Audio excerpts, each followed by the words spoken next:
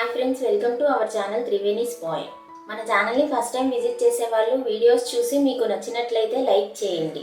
అలాగే మర్చిపోకుండా సబ్స్క్రైబ్ చేయండి. మరిన్ని రెసిపీస్ కోసం డిస్క్రిప్షన్లో లింక్ ప్రొవైడ్ చేస్తాను, తప్పక చూడండి. ఈ రోజు మనం చూడబోయే రెసిపీ గుత్తి వంకాయ కూర. ఈ విధానంలో గుత్తి వంకాయ కూర ఒకసారి చేసి చూడండి, చాలా బాగుంటుంది. అలాగే వంకాయ అంటే ఇష్టపడిన వాళ్ళు కూడా ఈ విధంగా చేసుకుంటే ఇష్టపడి తింటారు. ఇప్పుడు మనం రెసిపీలోకి వెళ్దాం ఫ్రెండ్స్. దీనికి ముందుగా మనం ఒక వోక్ ని స్టవ్ మీద పెట్టుకొని స్టవ్ ఆన్ చేసుకోవాలి. ఈ వోక్ వేడైన తర్వాత దీనిలో మనం పల్లీలు ఒక 2 స్పూన్లు వేసుకోవాలి.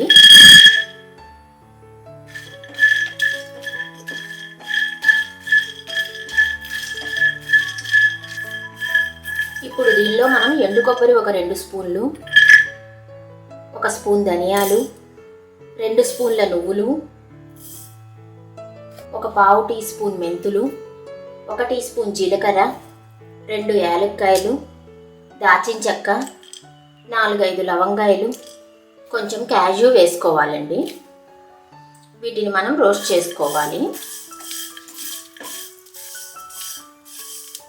ఈ విధంగా వేగిన తర్వాత మనం స్టవ్ ఆఫ్ చేసుకొని వీటిని మిక్సీ జార్లో వేసి పేస్ట్ లాగా చేసి పెట్టుకోవాలి. వంకాయలను మనం ఈ విధంగా చీలికలుగా చేసి పెట్టుకోవాలండి. ఇప్పుడు మనం స్టవ్ ఆన్ చేసుకోవాలి. ఒక వేడెక్కిన తర్వాత మనం ఒక 50 గ్రాముల వరకు నూనె వేసుకోవాలండి.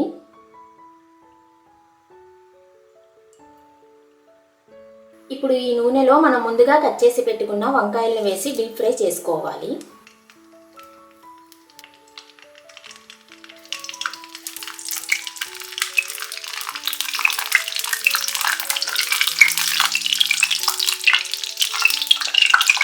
ఫ్రెండ్స్, మీ విలువైన సజెషన్స్ కానీ కమెంట్స్ కానీ ఉంటే కమెంట్ రూపంలో తెలియజేయండి. వంకాయలు ఈ విధంగా వేగిన తర్వాత మనం వీటిని ఒక ప్లేట్లోకి తీసుకొని పక్కకు పెట్టుకోవాలి.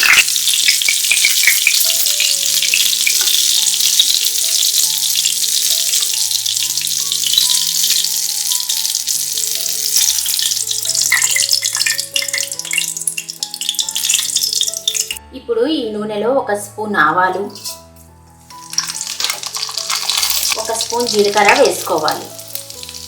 అలాగే 2 బిర్యానీ ఆకు వేసుకోవాలి.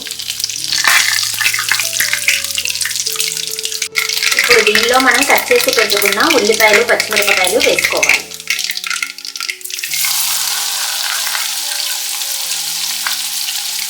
అలాగే 2 కరివేపాకు రెమ్మలు వేసుకోవాలి.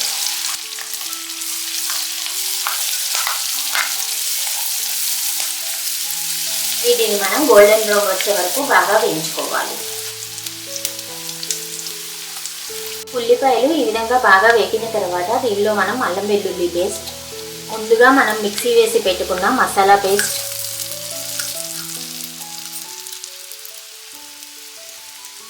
మన టేస్ట్కి సరిపడా సాల్ట్, కొంచెం పసుపు, కొంచెం కారం వేసుకోవాలి.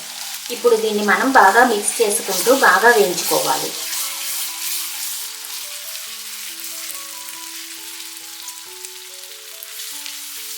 ఫ్రెండ్స్, మీ విలువైన సజెషన్స్ కానీ కమెంట్స్ కానీ ఉంటే కమెంట్ రూపంలో తెలియజేయండి.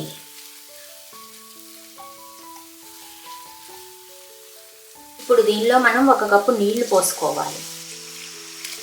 అలాగే 1 నిమ్మకాయ అంత చింతపండు రసాన్ని వేసుకోవాలి. దీన్ని మనం బాగా మిక్స్ చేసుకోవాలి.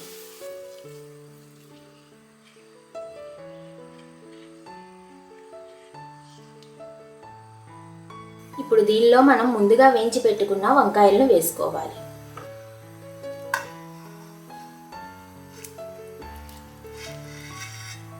ఇది ఒకసారి మనం బాగా మిక్స్ చేసుకోవాలి. ఇప్పుడు మనం దీని మీద మూత పెట్టి ఒక 7-8 నిమిషాల పాటు బాగా ఉడికించుకోవాలి.